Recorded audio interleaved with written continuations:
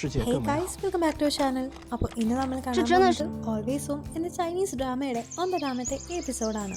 അങ്ങനെ ഒരു എപ്പിസോഡ് തുടങ്ങുമ്പോൾ എല്ലാവരും നല്ല ഫ്രണ്ട്സ് ആയിട്ടാണ് ഇരിക്കുന്നതെങ്കിലും സീഷി മാത്രം നമ്മുടെ ചെന്നിൻ്റെ അടുത്ത് അവർക്ക് തമ്മിലുള്ള മിസ്അണ്ടർസ്റ്റാൻഡിങ്സ് പറഞ്ഞു തീർക്കാതെ വീണ്ടും ആ ഒരു വഴക്ക് അങ്ങനെ മുമ്പോട്ട് വെച്ച് പോവാണ്. ഇപ്പൊ തന്നെ സീഷി ഇപ്പോൾ ചെന്നിനെ കാണുമ്പോൾ ചെന്ന് അവളുടെ അടുത്തേക്ക് ചിരിച്ച് സംസാരിക്കാനായിട്ട് എത്തുന്നുണ്ടെങ്കിലും സീഷി ചെന്നിന്റെ മുഖത്ത് പോലും നോക്കാതെ അവിടെ നിന്ന് ഓടി മായുന്നു. അങ്ങനെ അതിനൊക്കെ ശേഷം ചെന്നിപ്പോൾ ജിങ്ങിന്റെ വീട്ടിലേക്ക് എത്തിയിട്ട് അവർ രണ്ടുപേരും കൂടി സംസാരിക്കുന്നതിനിടയിൽ അവളുടെ സ്കൂളിൽ നിന്ന് കഴിഞ്ഞാൽ എനിക്കൊരിക്കലും നല്ലൊരു യൂണിവേഴ്സിറ്റിക്ക് അഡ്മിഷൻ കിട്ടുമെന്നും അവൻ അത്രയ്ക്കും നല്ല ബ്രൈറ്റ് ആയിട്ടുള്ള സ്റ്റുഡൻ്റ് അല്ലാത്ത കാരണം കൊണ്ട് മാത്രമല്ല അവൻ സ്പോർട്സിൽ ആക്റ്റീവ് ആയതുകൊണ്ട് ഇനി സ്പോർട്സ് യൂണിവേഴ്സിറ്റിക്ക് കയറാനായിരുന്നു അവൻ്റെ പ്ലാൻ എന്ന് അവൻ പറയാണ്. ഇന്നേരം ചെന്നാകട്ടെ തനിക്കിപ്പോൾ ഈ മരുന്നുകളെ പഠിക്കാനൊക്കെ ഇത്തിരി ഇഷ്ടമുണ്ടെന്ന് മാത്രമല്ല അവളുടെ ഫാമിലി ട്രഡീഷനിൽ ഈ ചൈനീസ് മെഡിസിൻസിനെ പറ്റിയിട്ടൊക്കെയാണ് അവളുടെ പൂർവികർ പഠിച്ചതെന്ന് അവൾ ജിങ്ങിൻ്റെ അടുത്ത് പറയുന്നുണ്ട്. പിന്നീട് അവൾ ജിങ്ങിൻ്റെ കമ്പ്യൂട്ടറിൽ ഈ ഫാർമസി എന്ന് പറയുന്ന ആ ഒരു കോഴ്സിനെ പറ്റിയിട്ടൊക്കെ സെർച്ച് ചെയ്ത് അതിനെ പറ്റിയിട്ടുള്ള ഏകദേശം ഒരു ധാരണകളൊക്കെ നേടിയെടുക്കുന്നുണ്ട്. അങ്ങനെ പിന്നീട് വീട്ടിലേക്ക് എത്തുമ്പോൾ അവളുടെ അമ്മയായിട്ട് ഫുഡ് കഴിക്കുന്നതിൻ്റെ ഇടയിൽ തനിക്ക് ഫാർമസി പഠിക്കാനാണ് ഇഷ്ടമെന്നും അവളുടെ ഫ്യൂച്ചറിൽ കോളേജിലേക്ക് ഫാർമസി ചൂസ് ചെയ്തോട്ടെന്നും അവൾ അമ്മയുടെ അടുത്ത് ചോദിക്കുമ്പോൾ ചെന്ന ഓൾറെഡി അങ്ങനെ ഒരുപാട് പഠിക്കുന്ന കുട്ടിയൊന്നും അല്ലാത്തതുകൊണ്ട് ഫാർമസി പഠിക്കാനായിട്ട് അവൾക്ക് ഇത്തിരി ബുദ്ധിമുട്ടായിരിക്കുമെന്നും മെഡിസിൻ ഒക്കെ പഠിക്കുന്ന പോലെ തന്നെ അത്രയും ബുദ്ധിമുട്ട് ഫാർമസി പഠിക്കാനുള്ളതുകൊണ്ട് നമുക്ക് അത്രയും വലിയ കോഴ്സുകൾക്ക് പോകണോ, ഏതെങ്കിലും ചെറിയൊരു കോഴ്സ് നോക്കിയാൽ പോരെയെന്ന് അവളുടെ അമ്മ പറയുമ്പോൾ വളരെ ഡിസപ്പോയിന്റഡ് ആയിട്ട് അവള് ഭക്ഷണം പോലും കഴിക്കാതെ വീട്ടിൽ നിന്ന് ഇറങ്ങി പോവാണ്. അങ്ങനെ അവൾ ഒറ്റയ്ക്ക് ആ ഒരു രാത്രി ആ ഒരു വഴിയിലൂടെ നടക്കുമ്പോഴാണ് ഇവിടുത്തെ പഠിപ്പിയായിട്ടുണ്ടായിരുന്ന ലീ ഇപ്പോൾ അവന്റെ വീടിന്റെ പുറത്ത് ഒരു അനാഥ പ്രേതത്തെ പോലെ നിൽക്കുന്നത് അവൾ കണ്ട് ആദ്യം ഒന്ന് പേടിച്ചു പോകുന്നുണ്ടെങ്കിലും പിന്നീട് നീ എന്താണ് ഇവിടെ ഒറ്റയ്ക്ക് നിൽക്കുന്നതെന്ന് ചോദിക്കുമ്പോൾ ഈ കഴിഞ്ഞ എക്സാമിന്റെ റിസൾട്ട് വന്നതും അവൻ ഈ പ്രാവശ്യം ക്ലാസ്സിലെ 3rd ആയതിനെ തുടർന്ന് അവന്റെ അച്ഛനും അമ്മയും കൂടിയിട്ട് അവന്റെ പുറകിൽ എത്രയും പൈസ കളയുന്നതാണ്, എന്നിട്ടും അവന് 3rd മാത്രം വാങ്ങിക്കാൻ പറ്റുള്ളൂ എന്നൊക്കെ പറഞ്ഞ് അവനെ കുറ്റപ്പെടുത്തുന്നതിന്റെയും കളിയാക്കുന്നതിന്റെയും സൗണ്ടൊക്കെ ഇപ്പൊ ചെന്ന് താഴെ നിന്ന് കേൾക്കുമ്പോൾ അവൾക്ക് ആ കാര്യങ്ങളൊക്കെ മനസ്സിലാകുന്നുണ്ട്. അങ്ങനെ പിന്നീട് അവള് വീട്ടുകാരനെ സമാധാനിപ്പിക്കാനായിട്ട് അവനെയും കൂട്ടി അവന് കുറച്ച് സ്നാക്സ് ഒക്കെ വാങ്ങിച്ചു കൊടുത്ത് അവനെ ഓക്കെ ആക്കാനായിട്ട് ട്രൈ ചെയ്യുന്നുണ്ട്. ഈ ഒരു സമയത്ത് നമ്മുടെ പാരന്റ്സ് എത്രമാത്രം ഡിഫറെന്റ് ആണെന്നും തനിക്ക് എത്ര മാർക്ക് കിട്ടിയാലും അതിപ്പോ കുറവാണെങ്കിലും കൂടുതലാണെങ്കിലും തന്റെ പാരന്റ്സ് തന്നോട് ഒന്നും പറയില്ലെന്നും അവൻ എപ്പോഴും ഹാപ്പി ആണെന്ന് ചെന്നും ഇതേ നേരം എല്ലാ എക്സാംസിനും എല്ലായിടത്തും തന്റെ മകൻ ഫസ്റ്റ് ആവണമെന്നും ഒരു മാർക്കിന് പോലും അവൻ 2nd പൊസിഷനിലേക്ക് വരരുതെന്നാണ് ലീന്റെ പാരന്റ്സ് ആഗ്രഹിക്കുന്നതെന്ന് അവനും പറഞ്ഞ് രണ്ടുപേരും ഇപ്പൊ അവരുടെ പാരന്റ്സിന്റെ ഒരു എക്സ്പീരിയൻസിനെ പറ്റി സംസാരിച്ചുകൊണ്ടിരിക്കുകയാണ്. അങ്ങനെ കുറച്ചു നേരം കഴിയുമ്പോൾ അവർ രണ്ടുപേരും ഒക്കെ ലീഡ് ചെയ്യാൻ അവിടെ നിന്ന് പോകുന്നുണ്ട്. ഇതേ നേരം നമ്മുടെ സോങ്ങിനെ കാണിക്കുകയാണെങ്കിൽ ഇപ്പൊ അവന്റെ അമ്മ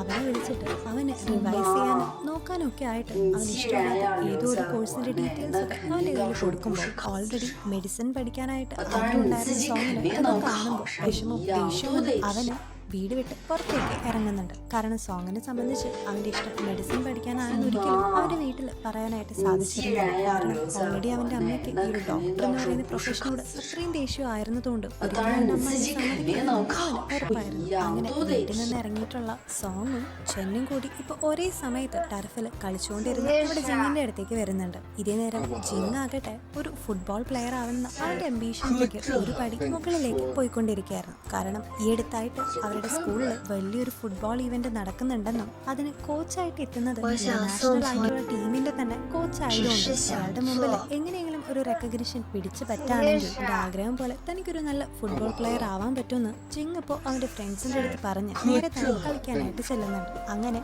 അവൻ തന്റെ ആഗ്രഹത്തിന് വേണ്ടി കഷ്ടപ്പെടുന്നത് നോക്കി അതുപോലെ അങ്ങനെ അവിടെ നിന്ന് കട്ട് ചെയ്ത് പിറ്റേ ദിവസം നമ്മളെ കാണിക്കുകയാണെങ്കിൽ ഇപ്പോൾ സ്റ്റുഡൻസ് കെമിസ്ട്രി ലാബിലേക്ക് വിളിച്ചു വരുത്തിയിട്ട് അവരുടെ ടീച്ചർ കുറെ കാര്യങ്ങളൊക്കെ അവർക്ക് ഇങ്ങനെ പറഞ്ഞു കൊടുക്കുന്നതിന്റെ ഇടയിൽ ജിങ് ഇപ്പോൾ അവനറിയുന്ന കുറെ കെമിക്കൽസ് ഒക്കെ എടുത്തൊഴിച്ച് അവിടെ ചെറിയൊരു എക്സ്പ്ലോഷൻ പോലെ തന്നെ ഉണ്ടാക്കുന്നുണ്ട്. അങ്ങനെ ഒരു നിമിഷം പോലും അടങ്ങിയിരിക്കാത്തതിന്റെ പേരിൽ അവരുടെ ക്ലാസ് ടീച്ചർ ഇപ്പോൾ അവനെ പുറത്തേക്ക് തന്നെ ആക്കുന്നുണ്ട്. അങ്ങനെ അതിനുശേഷം എല്ലാവരും ആ ഒരു എക്സ്പെരിമെന്റ് കണ്ടക്ട് ചെയ്യുമ്പോൾ സോങ്ങിന് പോലും ആ ഒരു എക്സ്പെരിമെന്റ് മര്യാദയ്ക്ക് കിട്ടിയില്ലെങ്കിലും നമ്മുടെ ചെന്നത് കറക്റ്റായിട്ട് ചെയ്തിട്ട് അവൾക്ക് ആദ്യം തന്നെ നല്ലൊരു റിസൾട്ട് കിട്ടുന്നുണ്ട്. അങ്ങനെ ഈ ഒരു കാര്യം അവരുടെ ടീച്ചർ നോട്ട് ചെയ്യുന്ന സമയത്ത് അവളത് നന്നായിട്ട് ചെയ്തു ഈ ഒരു ഫീൽഡിൽ നല്ല കഴിവും ടാലന്റും ഉണ്ടെന്ന് ആ ഒരു ടീച്ചർ ഇപ്പോൾ ചെന്നിയുടെ അടുത്ത് പറയാണ്. അങ്ങനെ നമ്മളെ കാണിക്കുന്ന ചെന്നിന്റെ ഈ ഒരു കഴിവ് മനസ്സിലാക്കിയിട്ട് അവർ അവരുടെ ക്ലാസ് ടീച്ചർ തന്നെ ഇപ്പൊ ചെന്നിനെ വിളിച്ച് ഈ ഫാർമസി മരുന്നുകളും കെമിസ്ട്രി ഒക്കെ ആയിട്ട് റിലേറ്റ് ചെയ്യുന്ന ഒരു കോമ്പറ്റീഷന്റെ ഡീറ്റെയിൽസ് അവൾക്ക് കൊടുത്തിട്ട് അതിൽ പോയിട്ട് പാർട്ടിസിപ്പേറ്റ് ചെയ്യാനായിട്ട്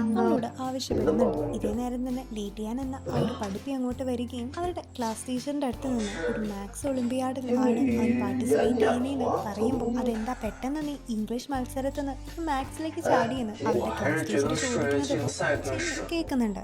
അങ്ങനെ അന്ന് വൈകുന്നേരം കൂടുമ്പോൾ അന്ന് നടന്ന ആ ഒരു കാര്യത്തിനെ പറ്റിയിട്ടും ലീറ്റിയാൻ പെട്ടെന്ന് ഇംഗ്ലീഷ് മത്സരം വേണ്ടെന്ന് വിചാരിച്ച് മാത്സിലേക്ക് ചാടിയ കാര്യങ്ങളൊക്കെ അവൾ പറയുമ്പോഴാണ് ശരിക്കും നമ്മുടെ ലീറ്റിയാൻ എന്ന ആ ഒരു പഠിപ്പിയുടെ ആഗ്രഹം ഇതുപോലെ ലിറ്ററേച്ചറൊക്കെ എടുത്ത് അങ്ങനെ ലാംഗ്വേജ് തന്നെ മുമ്പോട്ട് കൊണ്ടുപോകണമെന്നാണെങ്കിലും അവന്റെ അമ്മ അതിലൊന്നും സമ്മതിക്കാതെ തങ്ങളുടെ ഇഷ്ടത്തിന് അവന്റെ ബുദ്ധി കാണിക്കാൻ വേണ്ടി മാത്രമാണ് അവൻ കൂട്ടുന്നതിന് ഇഷ്ടം അല്ലെങ്കിൽ പോലും അവന് ഈ മാത്സ് ഒളിമ്പിയാഡിൽ വിടുന്നതിന് സ്വന്തം ചെയ്യുമ്പോൾ അവളെ പറഞ്ഞ് മനസ്സിലാക്കുന്നുണ്ട്. പക്ഷെ ഇത് കേൾക്കുന്ന ചെന്നിനാകട്ടെ കഴിഞ്ഞ എപ്പിസോഡിൽ ലീറ്റിയാൻ അവർക്ക് വേണ്ട ആ ഒരു ഫയർ വർക്ക്സ് ഒക്കെ കൊണ്ടുവന്ന് അവരെ ഹെൽപ്പ് ചെയ്തതുകൊണ്ട് അവനെ തിരിച്ചെങ്ങനെയെങ്കിലും സഹായിക്കണമെന്നും അതുകൊണ്ട് അവന്റെ ആഗ്രഹം പോലെ അവനെ ഇംഗ്ലീഷ് മത്സരത്തിന് കൊണ്ടുപോകണമെന്നും ബാക്കി രണ്ടുപേരോടും റിക്വസ്റ്റ് ചെയ്യുമ്പോൾ പിറ്റേ ദിവസം രാവിലെ തന്നെ ജിങ്ങും സൊങ്ങും കൂടി നേരെ ലീറ്റിയാന്റെ വീട്ടിലേക്കാന്ന് പറഞ്ഞ് മാത്സ് ഒളിമ്പിയാഡിനെ അവനെ കൊണ്ടുപോകുന്നതിന് കള്ളം പറഞ്ഞ് നേരെ തന്നെ ഇംഗ്ലീഷിന്റെ ആ ഒരു കോമ്പറ്റീഷൻ നടക്കുന്ന സ്ഥലത്തേക്ക് അവനെ കൊണ്ടുപോകുന്നുണ്ട്. ഇതേ നേരം ആ ഒരു ക്ലാസ് ടീച്ചർ പറഞ്ഞ കോമ്പറ്റീഷൻ അറ്റൻഡ് ചെയ്യാനായിട്ട് ചെന്നും അവിടെ എത്തിയിരിക്കുന്ന സമയത്താണ് അവളുടെ ക്ലാസ്സിലേക്ക് ഇപ്പൊ പുതിയതായിട്ട് വന്ന ആ ഒരു പഠിപ്പിയായിട്ടുള്ള സൂപ്പർ മാർക്കറ്റിൽ കണ്ട ആ ഒരു കൊച്ച് ഒട്ടും തന്നെ വയ്യാതെ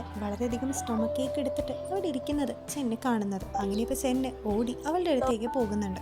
ഇതേ നേരം ലീറ്റിയാനെ കാണിക്കുകയാണെങ്കിൽ അവനിപ്പോ നമ്മുടെ ജിമ്മിന്റെയും സ്വന്തം സഹായത്തോട് കൂടിയിട്ട് ഇംഗ്ലീഷ് കോമ്പറ്റീഷനിലേക്ക് കയറിയിട്ട് വളരെ നല്ല രീതിയിൽ തന്നെ വളരെ ഫ്ലുവന്റ് ആയിട്ട് മൈ ഡ്രീം എന്ന ഒരു ടോപ്പിക്കിനെ കുറിച്ച് നല്ലൊരു സ്പീച്ച് തന്നെ പ്രസന്റ് ചെയ്യുന്നുണ്ട്. അവിടുന്ന് കട്ട് ചെയ്ത് വീണ്ടും നമ്മൾ കാണിക്കുന്നത് നമ്മുടെ ചെന്നിനെയും ഒരു സൂപ്പർ മാർക്കറ്റിലുള്ള ഒരു കൊച്ചിനെയാണ്. അവൾ നേരത്തെ ആ ഒരു കൊച്ചിനെ ഹെൽപ്പ് ചെയ്ത കാരണം കൊണ്ട് സമയത്താണ് അവൾക്കൊരു മെഡിക്കൽ കെയർ കിട്ടുകയും അതുകൊണ്ട് ആ ഒരു എക്സാം എഴുതാനും ആ ഒരു കൊച്ചിന് പറ്റിയ കാരണം കൊണ്ട് അവളിപ്പോ നേരെ നമ്മുടെ ചെന്നിനെ അവൾ വർക്ക് ചെയ്തുകൊണ്ടിരുന്ന ഒരു സൂപ്പർ മാർക്കറ്റിലേക്ക് കൊണ്ടുവന്നിട്ട് അവിടെ കുറെ സാധനങ്ങളൊക്കെ എടുത്ത് നമ്മുടെ ചെന്നിന്റെ കയ്യിലേക്ക് കൊടുക്കുന്നുണ്ട്.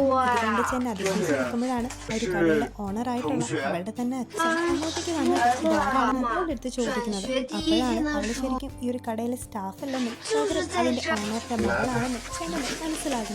അങ്ങനെ ഇപ്പോ ആ ഒരു പഠിപ്പി കൊച്ച് അവളെ തന്നെ ഹെൽപ്പ് ചെയ്ത കാര്യങ്ങളൊക്കെ അച്ഛൻ്റെ അടുത്ത് പറയുന്നത് അവളുടെ അച്ഛന് കുറെ ഗിഫ്റ്റ്സ് ഒക്കെ വെറുതെ കൊടുക്കുന്നുണ്ട്. അങ്ങനെ പിറ്റേ ദിവസം അവരെല്ലാവരും കൂടി വീണ്ടും തിരിച്ച് സ്കൂളിലേക്ക് പോകുമ്പോൾ അവിടെ വെച്ച് ഇംഗ്ലീഷിൽ ഫസ്റ്റ് പ്രൈസ് കിട്ടിയിരിക്കുകയാണെന്ന് അവിടെ എല്ലാവരും പറഞ്ഞ് അവനെ കൺഗ്രാറ്റുലേറ്റ് ചെയ്യുന്നുണ്ട്. പക്ഷെ അന്ന് വൈകുന്നേരം അവൻ വീട്ടിലേക്ക് എത്തുമ്പോൾ വളരെ സന്തോഷത്തിൽ അവൻ തനിക്ക് കിട്ടിയ പ്രൈസ് തന്റെ പാരന്റ്സിനെ കാണിക്കുന്നുണ്ടെങ്കിൽ ഇംഗ്ലീഷിലല്ല വലിയ കാര്യമൊന്നുമില്ലെന്ന് പറഞ്ഞ് അതിന് പുല്ലുവില കൽപ്പിക്കുകയാണ് അവന്റെ പാരന്റ്സ്.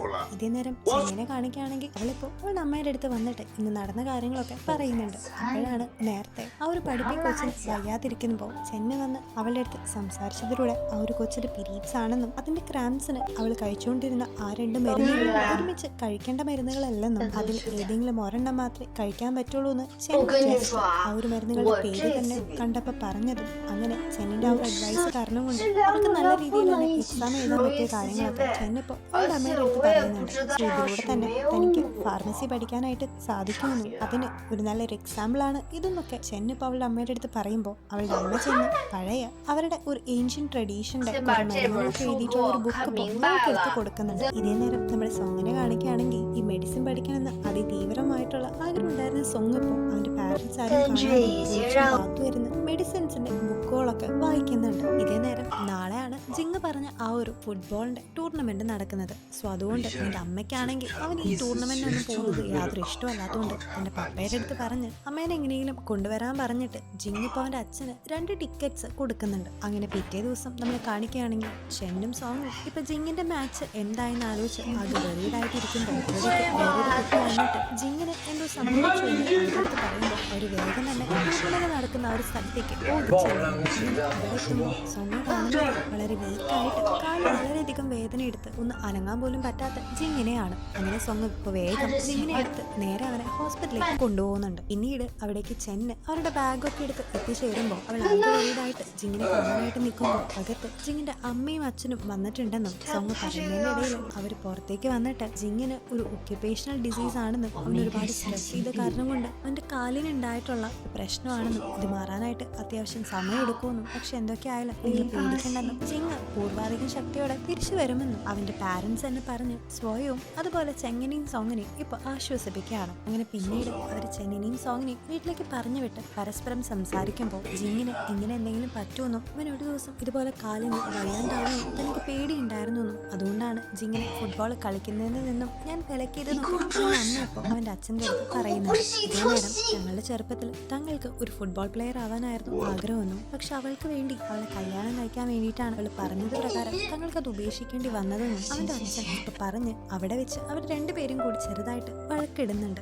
ഇതേ നേരം ഉള്ളില് തന്റെ എല്ലാ ഡ്രീംസും ഒരൊറ്റ നിമിഷം കൊണ്ട് നശിച്ചു പോയ പോലെ ആകെ വേദന എടുത്ത് അറിയാണ്ട് നിസ്സഹായനായിട്ട് കിടക്കുന്ന ജിങ്ങിനെയും കാണിച്ചുകൊണ്ട് ഇന്നത്തെ എപ്പിസോഡ് ഇവിടെ എൻഡ് ചെയ്യാണ്. സോ ഗൈസ്, നമ്മുടെ ജിങ്ങിനെ ഇങ്ങനെ പറ്റിയത് നിങ്ങൾക്ക് ആർക്കും ഇഷ്ടപ്പെട്ടിട്ടില്ലെന്ന് എനിക്ക് മനസ്സിലാവും. അപ്പൊ ഏതായാലും നമ്മുടെ ജിങ് ഇമ്പ്രൂവ് ആവോ അതോ ഇനി സ്പോർട്സിൽ കളിക്കാൻ പറ്റില്ലെന്നൊക്കെ ഇനി വരുന്ന എപ്പിസോഡിൽ കൂടെ നമുക്ക് കാണാം. അപ്പൊ ടേക്ക് കെയർ ആൻഡ് ബൈ.